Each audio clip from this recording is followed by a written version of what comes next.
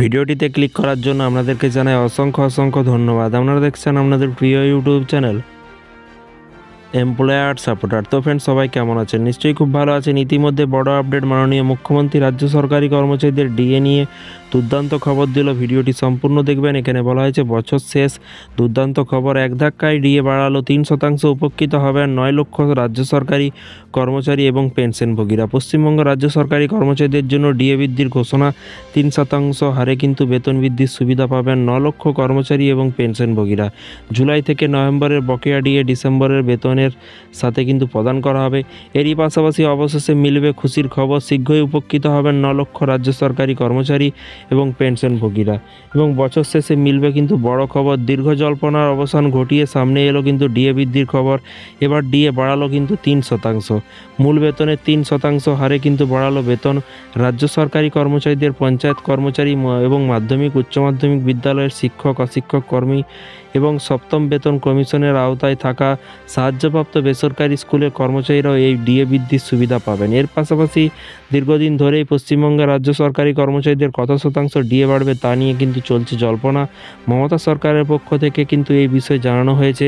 কি জানানো হয়েছে? 2025 সালে পশ্চিমবঙ্গ রাজ্য সরকারি কর্মচারীদের ডিএ বাড়াবে তো নিশ্চিত, কিন্তু ঠিক কত শতাংশ বাড়বে তা এখনও কিন্তু জানা যায়নি। কত শতাংশ বাড়াতে চলেছে এবার প্রকাশ্যে এলো গুজরাটের সরকারি কর্মচারীদের ডিএ বৃদ্ধির খবর। 3% ডিএ বাড়াবে তাদের এবং 50 থেকে 3% বাড়িয়ে কিন্তু 53% হারে ডিএ বাড়াবে গুজরাট স্টেট সার্ভিস রুলসে। এবং এখানে বলা হয়েছে 2916 অধীনে জারি করে সেই রাজ্যের অর্থ বিভাগ।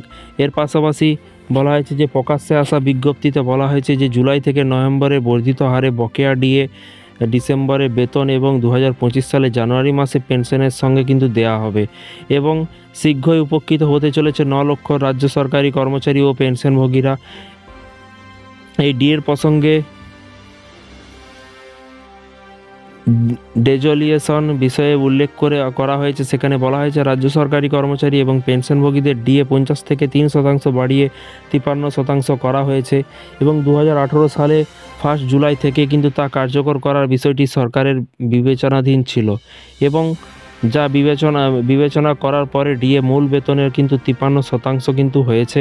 এদিকে সদ্য জম্মু কাশ্মীর পরিবহন নিগমের কর্মচারীরাও ডিএর কথা সদ্য এলো প্রকাশ্যে, তাদের ডিএ বাড়াবে কিন্তু 20% হারে। এদিকে কেন্দ্রীয় সরকারি কর্মচারীরাও ডিএ ঘোষণা হয়ে গিয়েছে। কেন্দ্রীয় সরকারি কর্মচারীদেরও ডিএ ঘোষণা হয়েছে। এখন অপেক্ষায় পশ্চিমবঙ্গ রাজ্য সরকারি কর্মচারীরা, এখন দেখা তাদের কত % ডিএ বাড়ায়। তো ফ্রেন্ডস, বিষয়টি বুঝতে পারছেন। এই ছিল আজকে একটি ছোট্ট আপডেট। এই ধরনের প্রতিদিন সরকারি কর্মচারীদের লেটেস্ট আপডেট পেতে চ্যানেলটিকে সাবস্ক্রাইব করে রাখুন পরবর্তী নতুন আপডেট পাওয়ার জন্য। ভালো থাকবেন, সুস্থ থাকবেন এবং নিজের খেয়াল রাখবেন। Thank you.